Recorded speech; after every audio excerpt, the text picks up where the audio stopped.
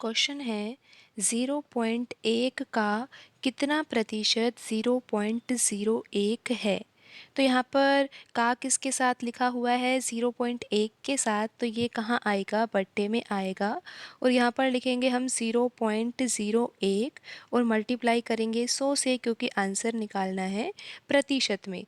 तो यहाँ पर आप दशमलव को हटा सकते हो, तो यहाँ पर आ जाएगा 10 और आप इस दशमलव को हटाओगे तो बट्टे में आएगा 100। तो यहाँ पर 100 से 100 कट जाएगा, 1 से 1 कट जाएगा, तो आंसर क्या आ जाएगा, आंसर आएगा 10%। यहाँ पर ऑप्शन ए में लिखा हुआ है 10%, तो यही सही आंसर होगा। अब हम बढ़ते हैं अगले प्रश्न की ओर। अगला प्रश्न है क्वेश्चन नंबर 12। यहाँ पर प्रश्न में दिया है कि ए का 30% बराबर है बी का 0.25 बराबर सी का 1/5, तो ए अनुपात बी अनुपात सी किसके बराबर होगा। तो आइए सबसे पहले तो हम यहाँ पर ए और बी के बीच में संबंध पता लगा लेते हैं। तो ए और बी के बीच में हमें संबंध किसके द्वारा पता चलेगा, ए का 30% बराबर किसके है, बी का 0.25। तो आइए अब हम इसको हल करते हैं और ए और बी के बीच में क्या संबंध है पता लगाते हैं। तो यहाँ लिखेंगे ए का के स्थान पर गुणा 30% यानी कि 30/100 बराबर किसके है, बी का के स्थान पर गुणा और 0.25, यहाँ पर दशमलव को हटा देंगे तो यहाँ पर आ जाएगा बट्टे में 100। अब आप यहाँ पर 100 से 100 काट सकते हो, 5 के पहाड़े से ये 25 कट जाएगा और 30 भी कट जाएगा। तो यहाँ से आएगा 6a बराबर किसके आएगा, 5b के बराबर आएगा। और अगर हम a/b निकालेंगे तो ये किसके बराबर आएगा, 5/6 के बराबर आएगा। तो यहाँ पर हम लिख देते हैं कि ए और बी में क्या संबंध आया है, a/b किसके बराबर है, 5/6 के बराबर है। तो आइए अब हम यहाँ पर बी और सी के बीच में संबंध पता लगाते हैं। बी और सी के बीच में संबंध पता लगाने के लिए हमें किस किस को बराबर रखना होगा, बी का 0.25 बराबर किसके है, सी का 1/5। तो आइए अब हम इसको हल करते हैं। यहाँ लिखेंगे बी का के स्थान पर गुणा 0.25, यहाँ से दशमलव हटेगा तो बट्टे में आ जाएगा 100 बराबर किसके है, सी का के स्थान पर गुणा और यहाँ पर लिखेंगे हम 1/5। तो आइए अब हम इसको हल कर लेते हैं। 25 के पहाड़े से यहाँ पर 100 कट जाएगा, ये कटेगा 4 बार। तो यहाँ पर b/c क्या आएगा, b/c आएगा यहाँ पर 4/5। तो यहाँ पर a/b किसके बराबर है, 5/6 के बराबर है और b/c किसके बराबर है, 4/5 के बराबर है। तो यहाँ पर हम लिख देते हैं कि a/b किसके बराबर है, 5/6 के बराबर है और b/c किसके बराबर है, 4/5 के बराबर है। तो a/b यानी कि a अनुपात b किसके बराबर है, 5/6 के बराबर है और b अनुपात c किसके बराबर है, 4/5 के बराबर है। हमने यहाँ से ही तो लिखा है कि b/c यानी कि b अनुपात c, 4/5 यानी कि 4/5। अब हम इन तीनों में ही संबंध पता लगा लेते हैं कि a अनुपात b अनुपात c क्या होगा। तो a अनुपात b क्या है, 5/6 के बराबर है और b अनुपात c किसके बराबर है, 4/5। तो यहाँ पर b के नीचे 4 लिखेंगे और यहाँ पर लिखेंगे हम 5। तो अब आप यहाँ पर देख सकते हो कि जो b का अनुपात है a के साथ तो 6 आ रहा है और यहाँ पर c के साथ क्या आ रहा है, 4। तो इसको बराबर करना होगा।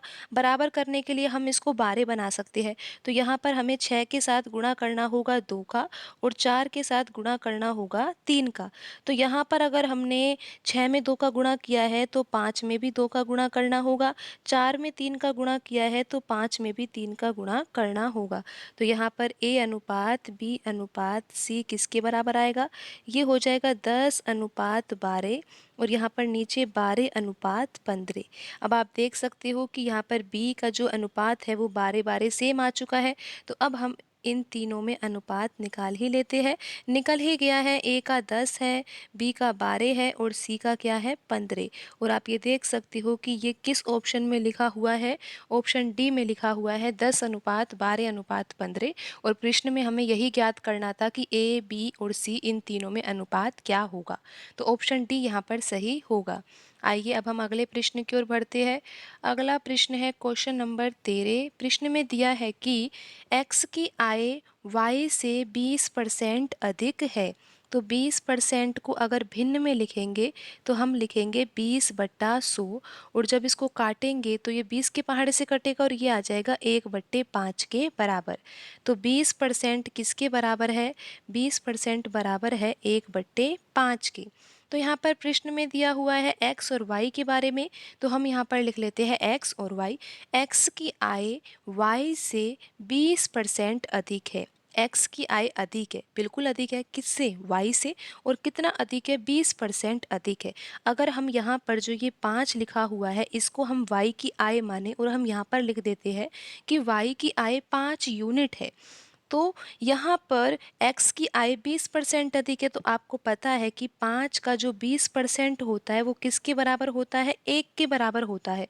तो y की आय अगर 5 यूनिट है और x की आय y की आय से 20% अधिक है, यानी कि 1 यूनिट अधिक है। अगर y की 5 है तो x की कितनी होगी? 6 होगी। तो यहाँ तक आपको समझ में आ गया होगा कि किस तरह से यहाँ पर 20% से हमने यहाँ पर लिखा कि y की आय 5 यूनिट है तो x की आय 6 यूनिट होगी। प्रश्न में पूछा ये गया है कि y की आय x से कितना प्रतिशत कम है। अब आपको ये तो पता ही है कि y की आय कम है, लेकिन अब तुलना किससे करनी है? x से करनी है। यहाँ पर 1 यूनिट कम है, किससे? x से कम है। तो यहाँ पर हम लिखेंगे 1, क्योंकि आंसर प्रतिशत में निकालना है। तो किस तरीके से निकालेंगे? यहाँ पर हम कमी लिखेंगे, कितने की कमी है? किससे? x से। और x की स्वयं की कितनी है? 6 यूनिट। तो यहाँ पर हम लिखेंगे x की आय और मल्टीप्लाई हम 100 से करेंगे, क्योंकि आंसर किस में निकालना है? प्रतिशत में निकालना है। तो यहाँ पर जब 100 में हम 6 का भाग देंगे तो ये कितना जाएगा? पहले आप इसको 2 के पहाड़े से भी काट सकते हो। ये कटेगा 50 बार और ये कटेगा 3 बार, और 50/3% यहाँ पर आंसर है। लेकिन इसको हम हल कर लेते हैं, तो ये 3 के पहाड़े से हम काटेंगे तो ये आंसर आ जाएगा 16 सही 2/3%। और ऑप्शन बी में लिखा हुआ है 16 सही 2/3%, तो यही सही आंसर होगा। आइए अब हम अगले प्रश्न की ओर बढ़ते हैं। अगला प्रश्न है क्वेश्चन नंबर 14। बिल्कुल आसान प्रश्न है, आइए करते हैं। क्वेश्चन में दिया है कि a का 20% b का 50% के बराबर है।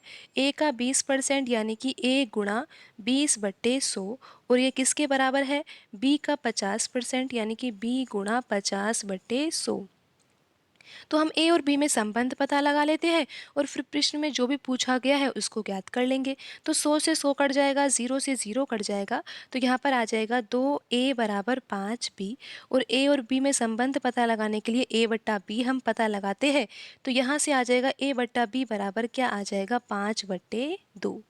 तो यहाँ पर हम ये संबंध लिख लेते हैं कि a/b किसके बराबर है? 5/2 के बराबर है। प्रश्न में पूछा है कि a का कितना प्रतिशत b है। तो आप यहाँ पर ध्यान दे रहे हो कि का किसके साथ आ रहा है? a के साथ आ रहा है। तो a कहाँ आएगा? बट्टे में आएगा ना। तो a की यहाँ पर वैल्यू कितनी है? 5 यूनिट है, तो हम यहाँ पर 5 रख देंगे। और b को कहाँ रखेंगे? हम ऊपर, और मल्टीप्लाई करेंगे 100 से, क्योंकि आंसर निकालना है प्रतिशत में। तो अब हम इसको हल कर लेते हैं। 5 के पहाड़े से ये 100 कट जाएगा और ये कटेगा 20 बार, और 2 का गुणा 20 से होगा तो आंसर आ जाएगा 40%। यहाँ पर ऑप्शन बी में लिखा हुआ है 40%, तो यही सही आंसर होगा। आइए अब हम अगले प्रश्न की ओर बढ़ते हैं।